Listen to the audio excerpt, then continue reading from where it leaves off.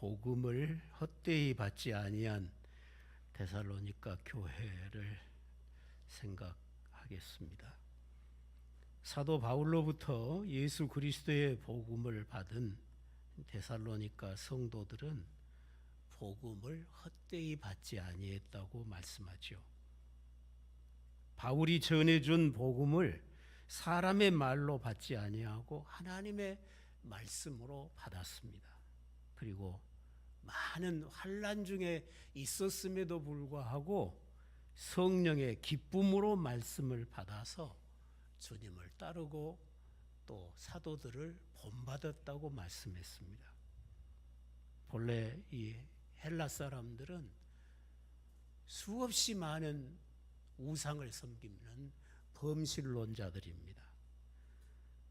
그런데 바울이 전하는 예수 그리스도의 십자가와 부활의 복음을 듣고 예수 그리스도를 세상에 보내신 하나님만 참 살아계신 하나님이고 참 신이고 다른 것은 다 헛된 신임을 그들이 믿게 되었고, 죽은 자 가운데서 다시 살아서 하늘로 올라가셨던 그 주님이 반드시 다시 오신다고 하는 바울의 말을 듣고 그걸 그대로 믿고 예수 그리스도의 오심을 기다리며 사는 그런 사람들로 변화되었다고 말씀을 했습니다.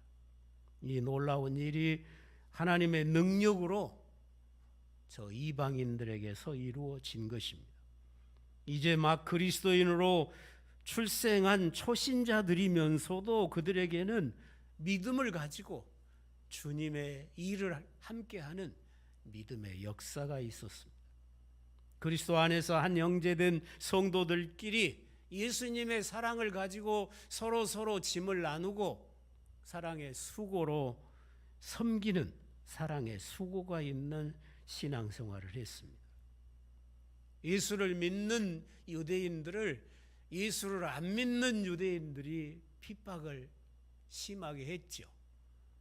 그런데 예수를 믿는 헬라인들을 예수를 안 믿는 헬라인들이 핍박하는 일이 이방 세계에서 일어나기 시작한 거예요. 이런 핍박 속에서도 이 예수 믿는 헬라인들은 우리가 예수 믿다가 죽을지라도 영광 중에 계신 주님을 먼저 가서 배울 것이다. 죽으면 주님 배울 것이다. 그런 소망을 가지고 모든 것을 참아내면서 믿음을 지키는 그런 신자들이 데살로니가 교회 성도들이었습니다. 다 같이 한번 해보겠습니다. 나도 그런 믿음을 갖기를 원합니다. 믿음의 역사가 있고 사랑의 수고가 있고 소망의 인내가 있는 그런 성도가 되시기를 바라는 것입니다. 사도 바울은 데살로니가 교회 성도들의 이런 신앙을 보고서 너희들은 하나님께 택함 받은 백성인 것이 확실하다. 너희들의 믿음의 삶을 보니까 분명 너희들은 하나님께 택함 받은 백성이다. 구약 시대 같으면 그런 말 못하죠. 유대인만 택한 백성이었어요. 그런데 이방인들 보고 바울은 너희들의 믿음을 보니 너희들은 하나님께 택함 받은 백성인 게 분명하다. 그렇게 칭찬했습니다. 그리스도의 복음이 말로만 데살로니가 사람들에게 이른 것이 아니라 하나님의 능력과 성령의 일하심과 큰 확신 가운데 임해서 데살로니가 교인들이 이렇게 변화가 된 것입니다. 그래서 데살로니가 교회 성도들은 모든 믿는 자의 본이 되었다. 그들의 믿음의 좋은 소문이 각처에 퍼졌다. 그렇게 우리가 지난 시간에 살펴본 말씀에서 보았죠. 옆에 분하고 인사 한번 합시다. 당신도 그런 믿음이었으면 좋겠습니다. 모든 사람 앞에 본이 되는 신앙, 소문, 믿음의 좋은 소문이 각처에 퍼졌다는 거예요. 여러분처럼 10년, 20년, 30년 믿은 거 아니에요. 이제 겨우 몇 달이에요, 몇 달. 겨우 몇 달 신앙생활 한 사람들이 하나님의 말씀을 말로만 받지 않고 믿음으로 받고 하나님의 은혜 가운데서 받고 그 말씀을 삶으로 옮기니까 이런 놀라운 결과가 왔다는 것입니다. 형제들아, 우리가 너희 가운데 들어간 것이 헛되지 않은 줄을 너희가 친히 아나니, 너희가 아는 바와 같이 우리가 먼저 빌립보에서 고난과 능욕을 당하였으나 우리 하나님을 힘입어 많은 싸움 중에 하나님의 복음을 너희에게 전하였노라. 바울 일행이 데살로니가에 온 것이 헛되지 않았습니다. 바울이 데살로니가에 와서 그 이방인들에게 복음을 전한 것이 헛되지를 않았습니다. 하나님의 백성이 아니었고 우상의 백성이었던 데살로니가의 많은 사람들이 예수를 믿고 구원을 받고 주의 일의 동역자들이 되었습니다. 바울이 빌립보에서 복음을 전하다가 붙잡혀서 매를 맞고 쇠사슬에 매여서 옥에 갇히는 고난과 능욕을 당했었습니다. 그 고난과 감옥에 갇히는 능욕을 당하면서 하나님은 그 바울을 통해서 빌립보 감옥을 책임지고 있는 간수의 온 가족들을 구원하시는 것을 우리가 볼 수 있죠. 바울에게는 고난과 능욕이었지만 하나님은 그 바울의 고난과 능욕을 통해서 그 감옥의 간수를 온 가족과 함께 구원하시는 일을 이룬 거예요. 그리고 바울은 그 고난과 능욕 때문에 빌립보에서 더 이상 사역할 수가 없어서 데살로니가로 옮겨온 거예요. 그런데 데살로니가에 하나님이 구원하시기로 작정해 놓은 하나님의 백성들이 많이 있었던 것이에요. 하나님이 많은 영혼을 준비해 놓으셨습니다. 바울 일행이 핍박 때문에 데살로니가로 갔지만 그들을 빌립보에서 데살로니가로 인도하신 분이 하나님이셨고 하나님은 바울의 복음을 통해서 구원할 자들을 예비해 놓으셨던 것입니다. 바울과 실라와 디모데와 같은 이들을 하나님께서 옳게 여기시고 우리에게 복음을 위탁하셨다고 본문에 말씀하죠. 하나님이 바울을 옳게 여기셨다. 옳게 여기시고 복음을 맡겼다. 하나님이 보시기에 옳지 않는 자에게 하나님이 복음을 맡기실 리가 없잖아요. 옳게 여기시고 그리스도의 복음을 맡기셔서 하나님의 택한 백성을 구원하게 하셨다는 것입니다. 여기 옳게 여김을 받았다고 하는 그 원문, 히라보의 원문의 뜻을 보면 시험에 합격했다, 그런 의미를 담고 있어요. 하나님이 주신 고난이나 연단을 통과하고 복음을 전하는 자가 된 것입니다. 주님과 함께 죽고 주님과 함께 다시 산 자가 되었고 이제는 주님이 십자가의 고난을 당하신 것처럼 바울 일행도 복음을 전하다가 어떤 고난도 견뎌낼 수 있는 자가 된 것이죠. 그게 옳게 여김을 받았다. 마음이 착하고 도덕적으로 착하고 지금 그 이야기가 아니고 복음을 맡은 자로서 이 복음을 끝까지 전파하는 사명을 감당할 수 있느냐 그 말이에요. 중간에 어렵다고 사명 팽개치고 도망가는 그런 사람은 옳은 사람 아니잖아요. 어떤 고난이 와도 끝까지 이 복음을 전할 수 있는 자로 하나님이 여기셨다는 거예요. 그게 옳게 여기셨다는 말이에요. 그리고 이 복음을 맡기셨다는 거예요. 옳게 여김을 받은 바울과 디모데와 실라는 빌립보에서 많은 고난과 능욕을 당했지만 포기하지 않았습니다. 오히려 감옥에서 찬송했죠. 그리고 데살로니가에 와서 또 복음을 전합니다. 또 데살로니가에서 또 핍박이 일어납니다. 그래도 또 장소를 옮겨서 또 복음을 전합니다. 그것이 하나님 보시기에 옳은 자의 삶이에요. 아무리 내게 어려움과 괴로움이 있다고 할지라도 끝까지 주님이 맡기신 사명은 내려놓지 않는 거예요. 그게 옳은 사람입니다. 자기 기쁨을 구하고 사람의 기쁨을 구하는 사람은 복음의 일꾼이 될 수가 없죠. 바울은 내가 사람의 기쁨을 구하지 않고 하나님의 기쁨을 구한다고 고백을 하고 있잖아요. 오직 하나님의 기쁨을 구하는 자라야 복음의 일꾼이 될 수 있다는 것입니다. 그래서 바울은 마음을 감찰하시는 하나님을 기쁘시게 하려고 이 복음을 전한다고. 너희들에게 고난 속에서 이 큰 박해 속에서도 내가 복음을 전하는 것은, 생명을 걸고 너희들에게 복음을 전하는 것은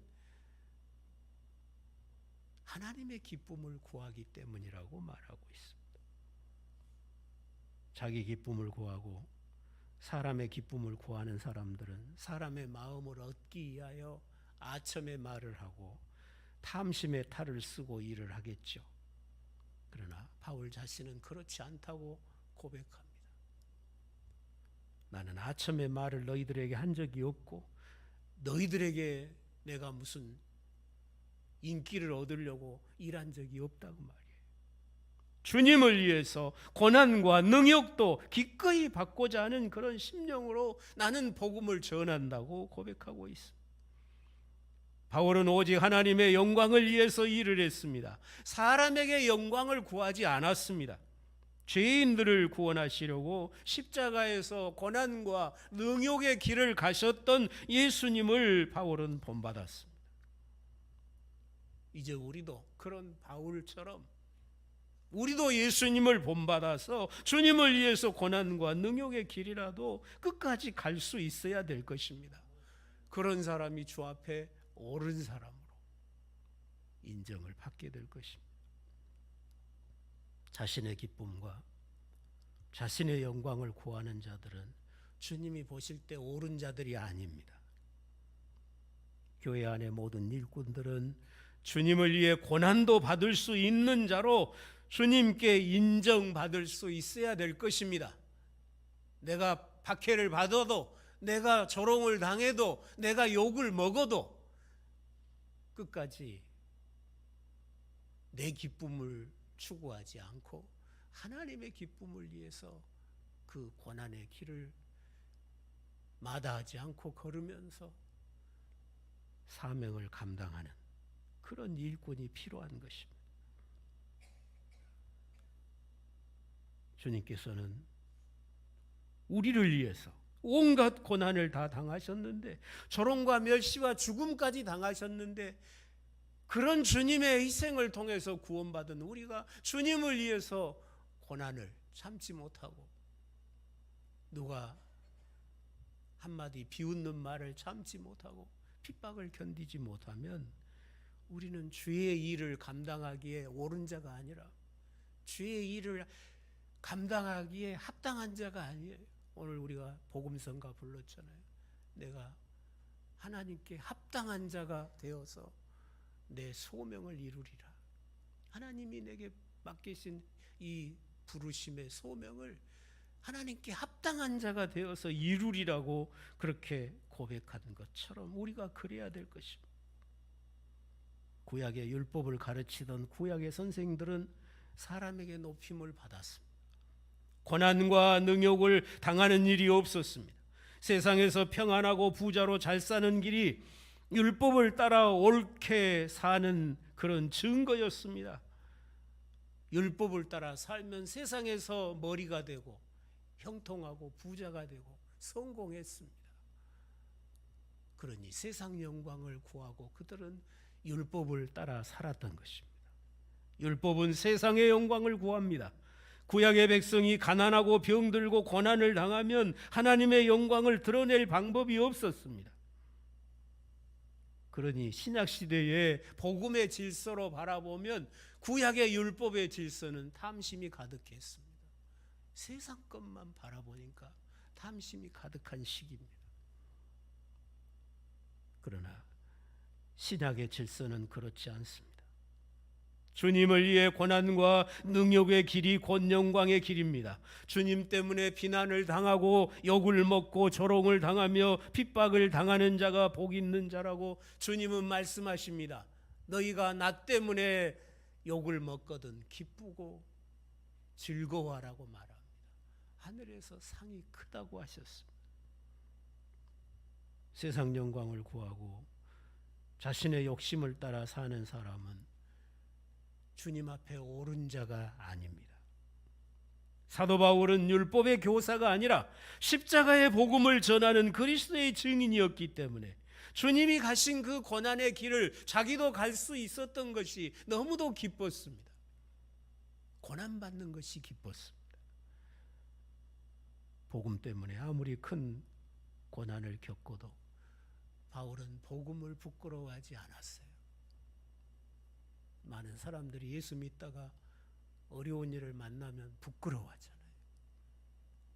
예수 믿는 사람은 다 잘되고 다 영통하고 모든 것이 다 성공할 줄로 생각을 한 거예요. 그러다가 예수 믿는 내가 어려움을 당하고 큰 병이 들고 고난이 찾아오면 부끄러워한단 말이에요. 아주 잘못된 신앙인 거예요. 그거 부끄러워하시면 안 돼요. 여러분이 예수 믿는 것을 부끄러워하면 주님을 부끄러워하는 거예요. 세상 것 때문에 우리가 부끄러워할 이유가 없어요. 우리는 영원한 우리의 왕이시오 생명의 주가 되실 주님을 소유했잖아요. 예수님을 부끄러워하는 자는 주님의 나라가 완성이 됐을 때 그 나라에 들어오지를 못합니다. 들어가지 못해요.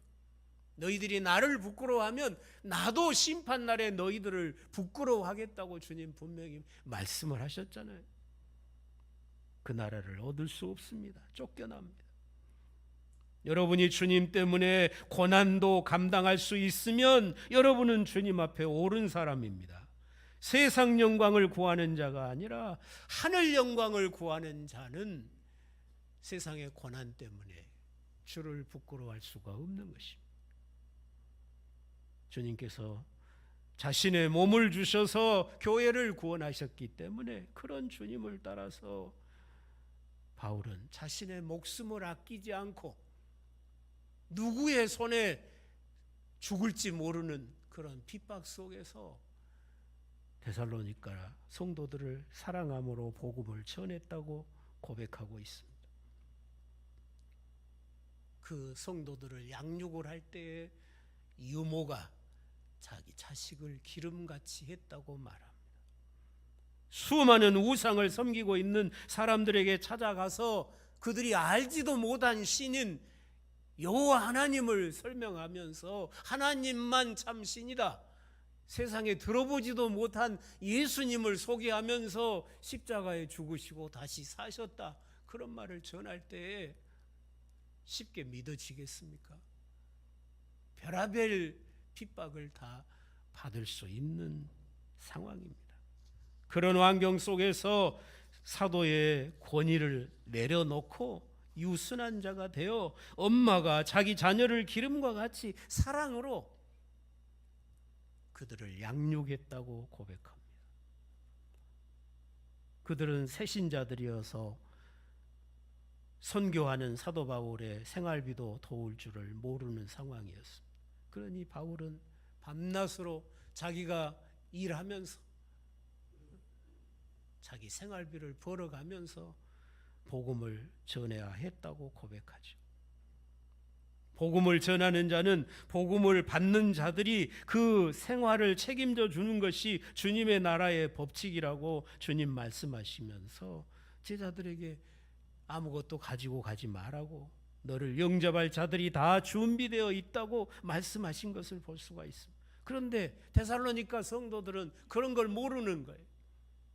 어려서, 신앙이 어려서 섬길 줄을 모르는 거예요. 그러니 바울은 밤에도 쉬지 못하고 생활비를 위해서 장막을 만들어 가면서 천막을 꼬매 가면서 선교를 해야 했던 것을 말하고 있습니다. 바울은 복음을 맡은 자로서 당연히 사도로서의 권위를 주장할 수 있었습니다. 그런데 데살로니가 새신자들을 향해서는 유순한 어머니가 되었다. 그 어린 성도들을 향해서는 유순한 어머니가 됐다고 말하죠. 그러나 반대로 고린도 교회처럼, 고린도 교회는 서로 잘났다고 교회가 네 파로 나누어졌어요. 그리고는 싸워요. 그런 고린도 교회를 향해서는 바울이 아주 엄하게 책망을 합니다. 유순한 유모가 아닙니다. 엄한 아버지 같은 그런 모습으로 책망을 하고, 내가 너희들한테 가면 가만두지 않겠다고, 그렇게 엄한 말로 고린도서를 쓰고 있는 것을 보게 됩니다. 당시에는 유대주의자요 율법주의자들인 거짓 선생들이 바울이 교회를 세워놓으면 그 교회에 가만히 들어와서 바울을 비난합니다. 바울이 무슨 사도냐? 언제 예수님 제자였냐? 예수님 제자도 아닌데 바울이 전한 복음이 맞겠냐? 틀렸다. 그리고 예수만 믿어가지고 무슨 구원을 받는다냐? 할례도 받아야 되고 율법도 지켜야 된다. 그리고는 바울을 해방하고 바울이 전하는 복음을 다 흐트러버리는 거예요. 교회를 어지럽히는 거예요. 이런 거짓 교사들은 아첨하는 말이나 탐심의 탈을 쓰고 일을 하면서 성도들을 미혹해서 자신들의 기쁨을 구하고 자신들의 영광을 구했던 거예요.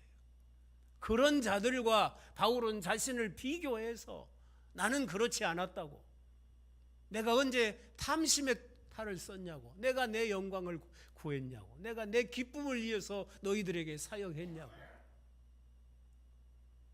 그렇게 말을 합니다. 하나님이 이 일의 증인이라고 너희들도 알지 않느냐고.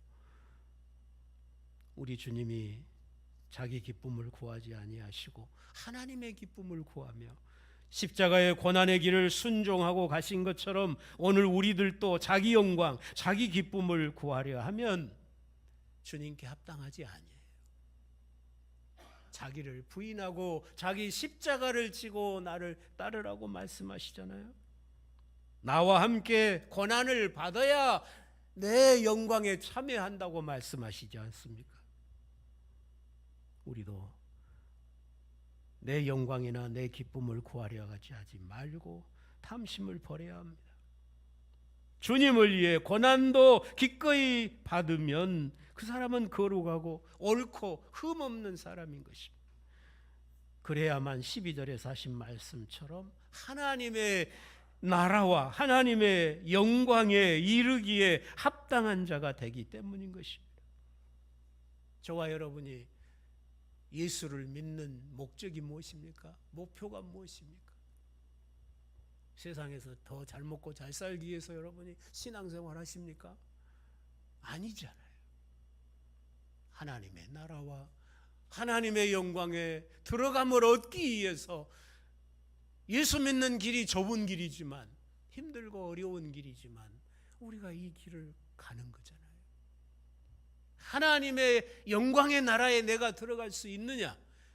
주님의 영원한 영광에 들어감을 얻을 수 있는 그런 자로 합당하냐 그 말이에요.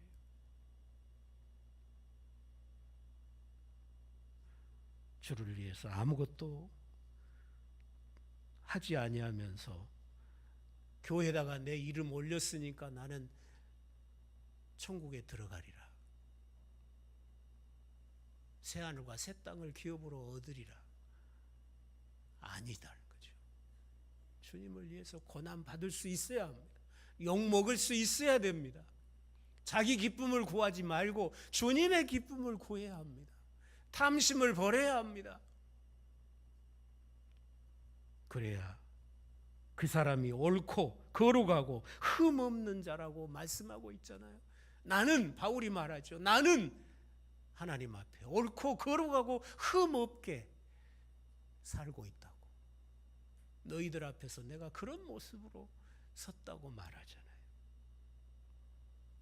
하나님께서 여러분을 복음으로 부르신 이유가 하나님의 나라와 하나님의 영광에 이르게 하시려고 여러분을 부르셨음을 잊지 마시기를 바랍니다. 하나님의 말씀을 받을 때에 사람의 말로 받지 말고, 말로만 듣지 말고, 하나님의 은혜와 능력을 의지함으로, 성령의 역사하심을 의지함으로 말씀을 받고 그 말씀이 내 삶이 되도록 해야 합니다. 그래야 하나님 나라에 합당한 자가 될 수 있는 거예요. 말씀을 헛되이 받는 자들은 말씀을 듣고도 열매를 맺지 못하는 자들을 말하고 있습니다. 주님의 씨 뿌리는 비유처럼 길바닥에 떨어진 씨와 돌밭에 떨어진 씨와 가시밭에 떨어진 씨는 열매 맺지 못했죠. 마귀에게 그 씨는 말씀을 의미하는데 마귀에게 말씀 다 듣자마자 뺏겨버리는 사람들, 금방 싹이 나는 것 같았는데 시험이 오니까 믿음이 시들어버린 사람들, 말씀으로 잘 자라다가 세상 염려와 돈 욕심 때문에 끝까지 열매를 맺지 못한 사람들, 이런 사람들이 세 종류의 사람들이에요.